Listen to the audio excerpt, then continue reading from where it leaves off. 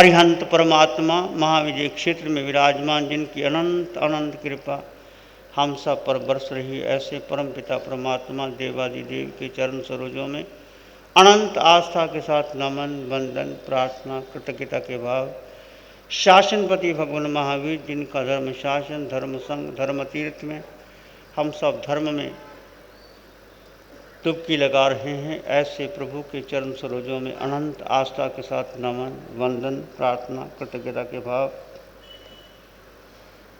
अनित्य भावना, अशरण भावना और तीसरी संसार भावना। ये संसार अनित्य है, इस संसार में कोई शरण देने वाला नहीं है। तुम अपनी शरण में आ जाओ।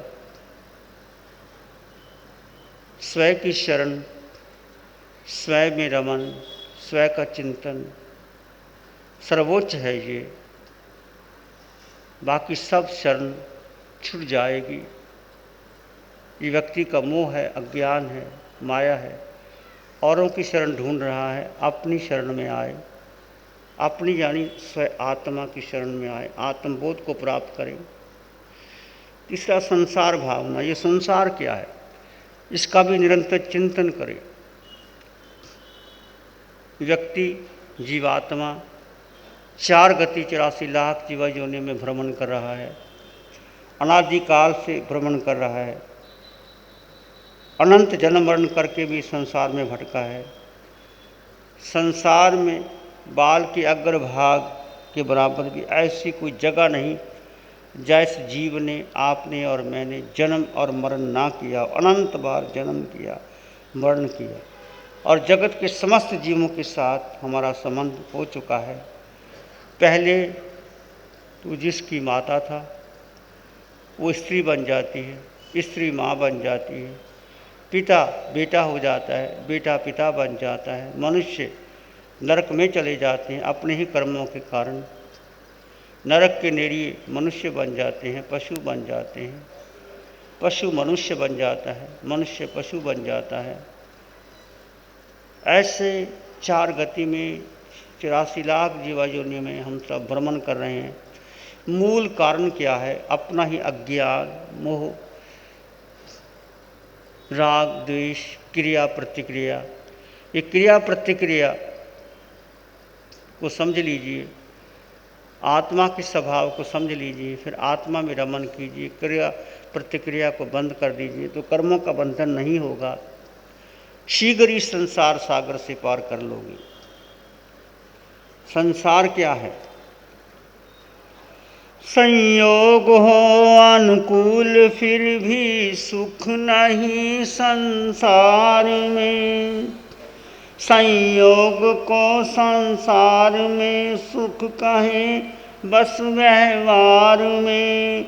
दुख द्वंद्व है चित्तवृत्तियाँ, संयोग ही जग फंद है।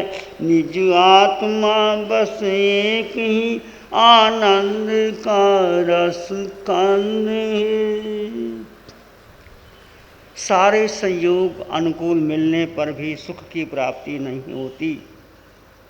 अनुकूल संयोगों की प्राप्ति को सुख मात्र बराबर से कहा जाता है, अंततः वो सुख नहीं होता। वास्तव में सभी संयोग संसार के फंद हैं, फंसाने वाले हैं मोह कीचड़ में। जैसे कि एक शिकारी जाल डालता है, कुछ अनाज के डाले डाल देता है और कबूतर चिड़िया फंस जाते हैं, फिर वो जाल को ले जाता है। ऐसे ही संसार है। वो कबूतर समझता है कि दाने इकट्ठे करके मेरे भोजन की सामग्री बनेगी, मुझे सुख मिलेगा, परंतु ये नहीं पता कि मैं जाल में फंस जाऊंगा। ऐसे सारे संयोग जाल रूप हैं, फंसाने वाले हैं, मानसिक द्वंद रूप हैं, चित्त की वृत्तियाँ, और आनंद का रसकंद तो एकमात्र अपना ही आत्मा है। शेष सब फंद है। इसको अच्छी तरह जानें और समझें। संसार है पर्याय में, निज आत्मा ध्रुव धाम है। संसार संकट में परंतु आत्मा सुख धाम है। सुख धाम से जो विमुख है वो पर्याय ही संसार है। सुख धाम से जो विमुख है वो पर्याय ही संसार है। ध्रुव धाम की आराधना आराधना का सार है। संसार और मोक्ष, पुद्गल और जीव दो तत्व हैं। जीव और अजीव अनादि काल से संबंध बना है जीव का। अपने ही अज्ञान मोह मिथ्यात्व के कारण जीव और अजीव अलग हो जाए, कर्ममाल टूट जाए, व्यक्ति सिद्ध कला में चला जाता है। तो ध्रुव धाम एक अध्रुव, सारा संसार अध्रुव है। जिसको आपने ध्रुव माना वो रेत की दीवार है जिस पर आपने अपने महल बनाए, वो कभी भी झड़ सकती है। अध्रुव है संसार, ध्रुव है आत्मा। निश्चय नैसे आत्मा को जानकर मानकर उसमें रमन करोगे तो आपको अनंत सुख की ओर चले जाओगे। यदि आत्मा को छोड़ करके अध्रुव संसार को पकड़ोगे कि मुझे सुख देगा, फिर और दुख बन जाता है। संसार तो मात्र अध्रुव पर्याय में है, निज ध्रुव आत्मा ही सार है। संसार संकटमय है, आत्मा तो सुख का धाम है। इस सुख के धाम से जो पर्याय से पृथक हैं वो संसारी हैं। जो ध्रुव आत्मा की साधना करते हैं वो सीधे ही मोक्ष को प्राप्त हो जाते हैं। तो संसार एक तरफ मोक्ष, जीव और पुद्गल दोनों मिले हैं। इनको कैसे हम अलग करें? तो आप देखिए संसार में जितने भी हैं, जिसके पास धन है वो भी दुखी, जिसके पास धन नहीं वो भी दुखी, जो अमीर हैं वो भी दुखी, जो मूर्ख हैं वो भी दुखी, जो विद्वान है वो भी दुखी। सुख कहाँ है? सुख खोजो, आप चिंतन कीजिए। मैंने बोल दिया, आपने सुन लिया, इस तरह चले जाओगे, कुछ नहीं। आप स्वयं सोचो, खोजो कि सुख मुझे कहाँ मिल रहा है और सुख वास्तव में कहाँ है और मैं कहाँ ढूंढ रहा हूँ। इसका निर्णय आप स्वयं करोगे तो समझ में आएगा।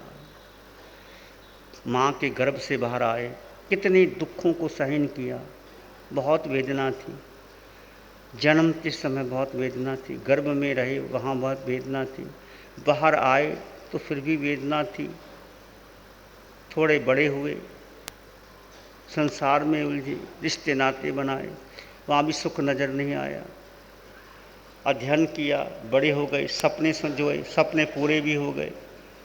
तुमने ज्ञान अर्जित कर लिया, वैज्ञानिक बन गए, डॉक्टर बन गए, दुकानदार बन गए, मिल के मालिक बन गए, दुकान ज़मीन के मालिक बन गए। क्या सुख आया? सुख कहाँ है? ज्ञानी जन कहते हैं, हितरागवाणी कहती है, अरिहंत परमात्मा कहते हैं कि सुख कहाँ है? पुद्गल में नहीं है, संयोग में नहीं है, आत्मा में है। आत्मा में कैसे मिलेगा? जब स्वयं की साधना करोगे तो धीरे धीरे वो बढ़ता चला जाएगा। अभी ध्यान शिविर लग रहा है, आपके सामने कुछ लोग आएंगे, वो आपको स्वयं बताएंगे कि आज तक हम सुख कहाँ ढूंढ रहे थे और वास्तव में सुख कहाँ है। वो तुम्हारे भीतर है। वो कैसे प्रकट होता है? जब देह और आत्मा की दूरी को समझते हो, देह से संबंध कम करते हो, देह के आकर्षण को तोड़ते हो और आत्मा में रमन करने का पुरुषार्थ करते हो, तो सुख भीतर से प्रकट होता है। क्योंकि वहाँ है, वो प्रकट होगा और प्रकट होगा तो धीरे धीरे वो बढ़ेगा। बढ़ने से आप उस सच्चे सुख के धाम को प्राप्त कर लेंगे। संसार भावना की एक कथा है, शास्त्रों में आती है। मिथिला नगर के राजा कुंभ की रानी प्रभावती, उन्होंने एक बालिका को जन्म दिया जिनका नाम था मल्ली कुंवर। गर्भ में आई तो जन्म से ही 3 ज्ञान की धारक थी वो। मल्ली ना तीर्थंकर हुई, जो तीर्थंकर होते हैं, जो अरिहंत होते हैं, उनको जन्म से ही 3 ज्ञान होते हैं, गर्भ में 3 ज्ञान लेके आते हैं, मति, श्रुति, अवधि। तो 3 ज्ञान धारक थी। हमारे पास अभी 2 ज्ञान है, मति और श्रुति। वो थोड़ा सा है, ज़्यादा नहीं। मति श्रुति बहुत विशाल ज्ञान है, तो हमारे पास थोड़ा सा ज्ञान है। वो आत्मा का निज गुण है, मति और श्रुति। उनके साथ अवधि ज्ञान था कि पहले जन्म में मैं कहाँ थी, उसके पहले कहाँ थी। बहुत जन्मों का ज्ञान होता है और आगे मुझे कहाँ जाना है, ये भी ज्ञान होता है। तीर्थंकर भगवान जन्म से ही 3 ज्ञान के धारक होते हैं। जैसे देवता को 3 ज्ञान होते हैं, तीर्थंकर भगवान को 3 ज्ञान विशाल रूप से होते हैं। 3 ज्ञान थे उनको पूर्व भवों की। तो 3 ज्ञान वाला पहले की घटना क्या घटी, आगे क्या घटेगी, वो जानते हैं, अनुभव करते हैं। और क्या घटना घटने वाली थी, वो उसने पहले ही तैयारी कर रखी थी। जब वो बड़ी हुई, उसने एक सुंदर मोहन घर बनाया, मनोहर बंगला बनाया। उसके मध्य में एक सोने की अपने आकार के मुताबिक प्रतिमा बनाई, सोने की प्रतिमा, बहुत अद्वितीय सुंदर, साक्षात। जैसे आप देखते हो आजकल अमेरिका में चले जाओ, मोम की प्रतिमा बनाते हैं और स्टैचू बनाते, लगभग वैसा लगता है जैसे कि साक्षात व्यक्ति वो खड़ा हुआ है। ऐसी वो प्रतिमा बनाती है, मनोहर बनाई। परंतु उन्होंने क्या किया, उस प्रतिमा को एक खोल का रूप दिया और ऊपर से ढक्कन रखा।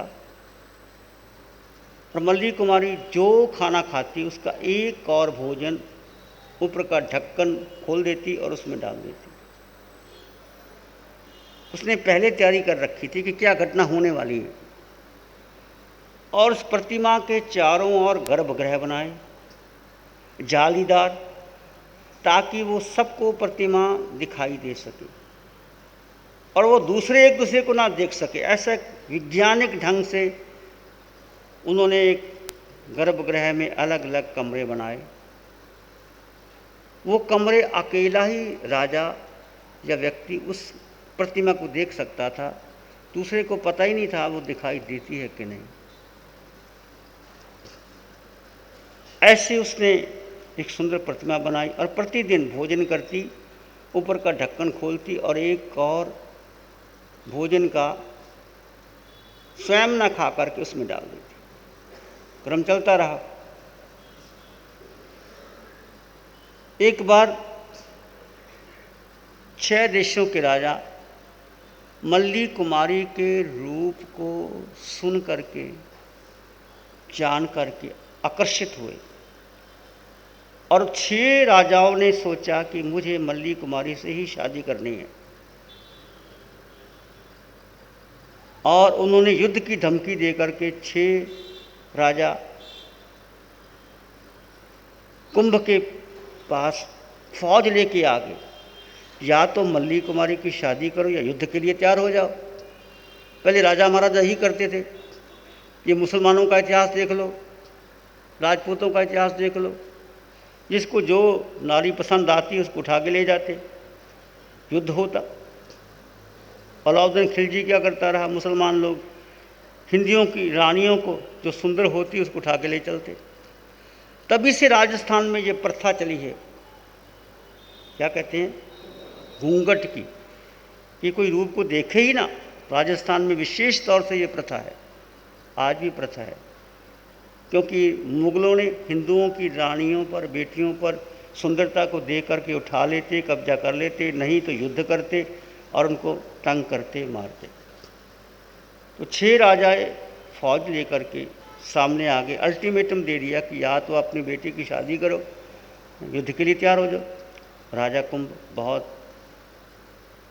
असमंजस में फंस गए, दुखी हुए, क्या किया जाए, चिंता मगन।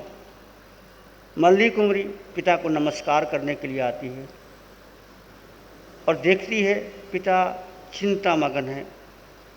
उनके सामने पिता ने मल्ली कुंवरी को देखा भी नहीं, प्रणाम करके जाने लगी। देखा पिताजी उदास है, देखिए नमस्कार की पद्धति हमारी पुरानी परंपरा है।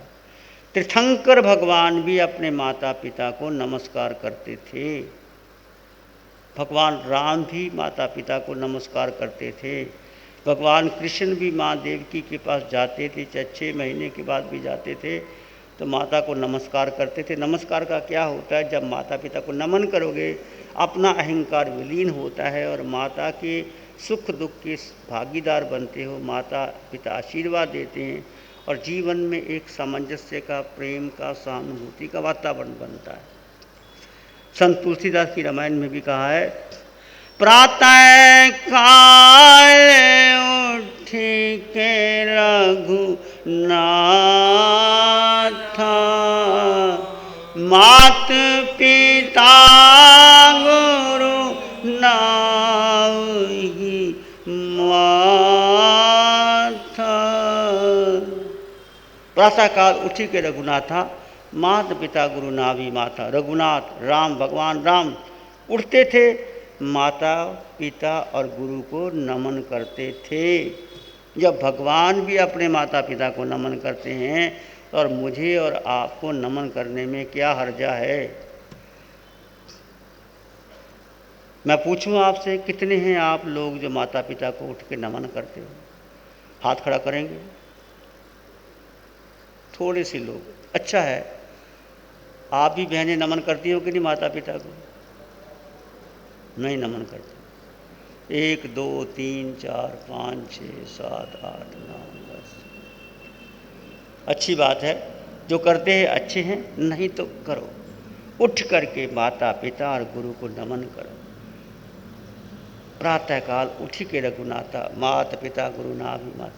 और अपने बच्चों को सिखाओ, बच्चों को संस्कार दो। सबसे पहले उठ करके माता पिता को चरण वंदन करो। इससे क्या होगा, ये चरण विधि ये भारत की पुरानी परंपरा, बहुत सुंदर प्रतिमा है। तुम्हारे हाथ जब माँ के चरणों में लगते हैं और माँ आशीष देती है, पिता आशीष देते हैं, गुरु आशीष देते हैं, तो आपका कलिमल धुल जाता है और आपकी विनय की प्राप्ति से आप बहुत ऊंचे उठ जाते हो, अहंकार विगलित हो जाता है। कोई घर में घटना होती है एक दूसरे से तो वो निकल जाती है। ऐसे अपने बच्चों को, छोटे बच्चे जो हैं उनको ज़रूर सिखाइए माता पिता कि नमन करें, दादा दादी को नमन करें, बड़ों को नमन करें, सबको जय जिनेंद्र कहें। घर में जो लोग, क्या लगता है 2 मिनट नहीं लगते, संस्कार दो। कोई बाहर से व्यक्ति आए, जय जिनेंद्र कहने में क्या लगता है? लोग राम राम करते हैं, सीताराम करते हैं, वाहेगुरु करते हैं, अल्लाह मियाँ कहते हैं, हेलो हाय करते हैं, हेलो हाय। इसके बजाय जय जिनेंद्र करो, नमस्कार करो, नमस्ते, नमस्तु, नमस्कार। नमन की पद्धति बहुत अच्छी पद्धति है। तो मल्ली भगवती राजा को, अपने पिता को नमन करने आई।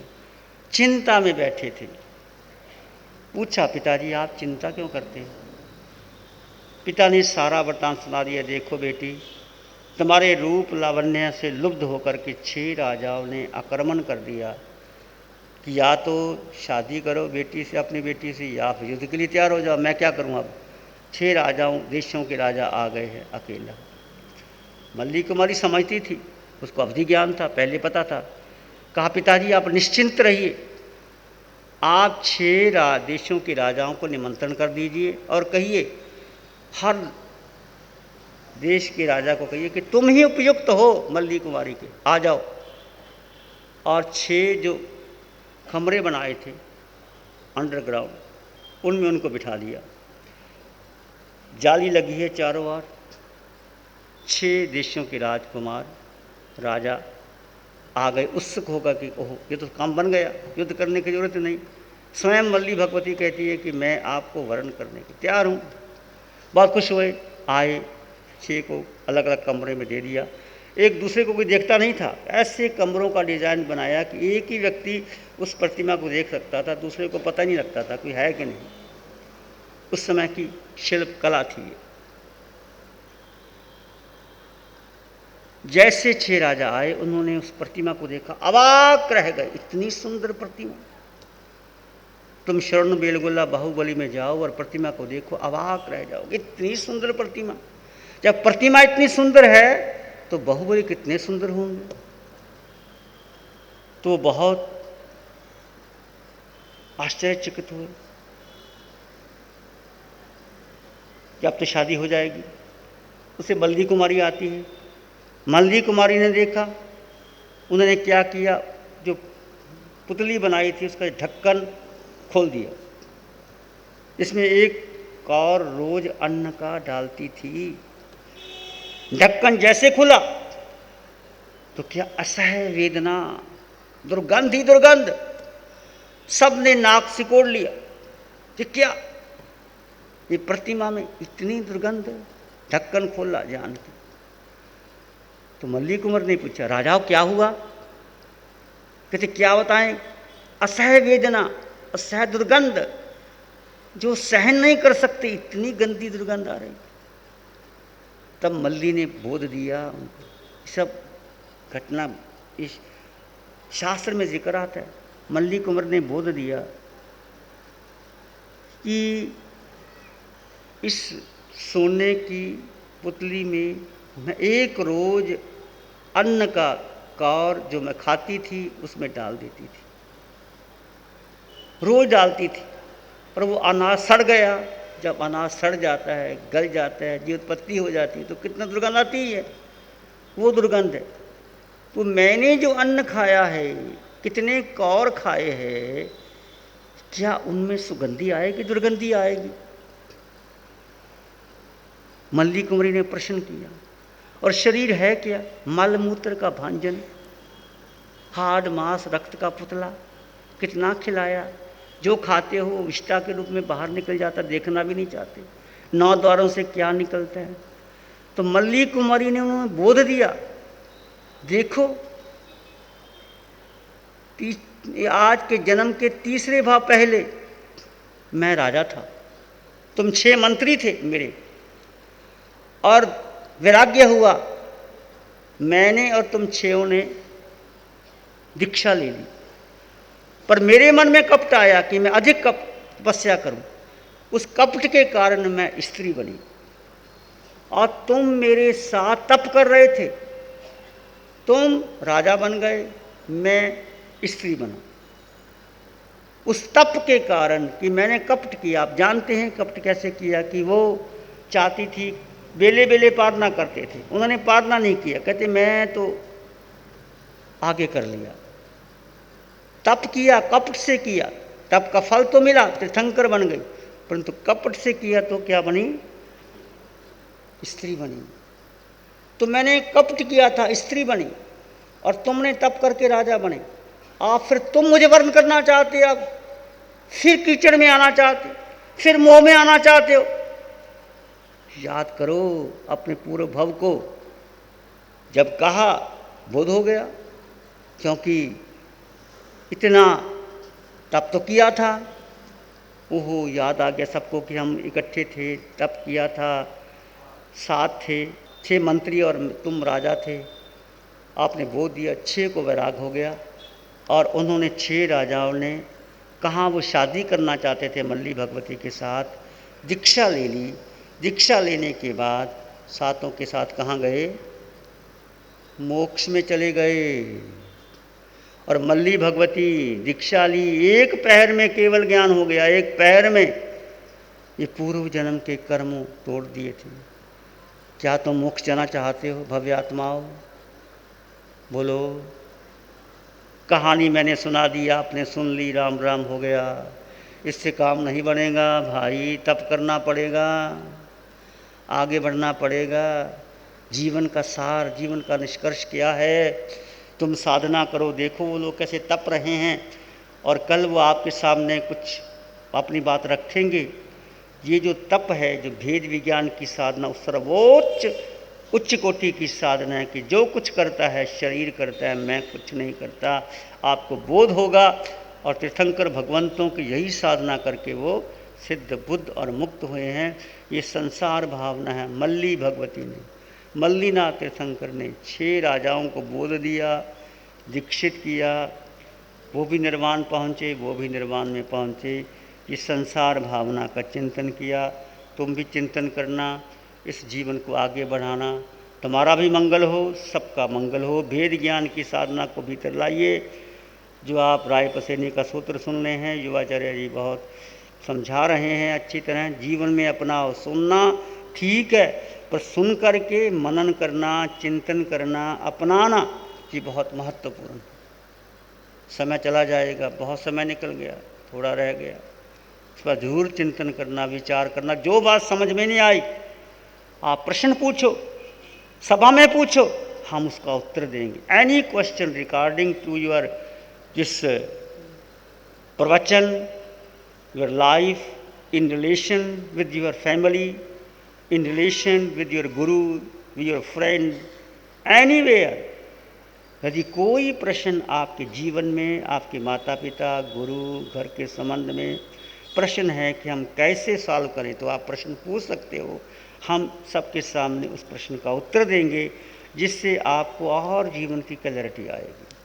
ध्यान करेंगे, आंखें बंद, मन वचन काया शांत, शरीर शांत, विचार शांत, शरीर शांत, वातावरण शांत, हर दिशा हर किनारा शांत शांत शांत। सिर के सिरे से पांव के अंगूठे तक अपने भीतर शुद्ध चेतना का एहसास कीजिए। मैं आत्मा हूँ, केवल आत्मा, आत्मा।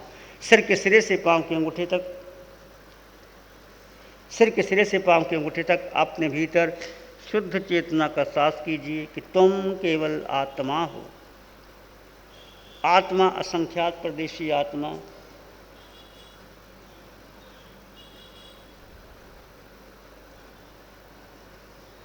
विचार आएंगे चले जाएंगे। सिर के सिरे से पांव के अंगूठे तक उस आत्म तत्व का एहसास कीजिए।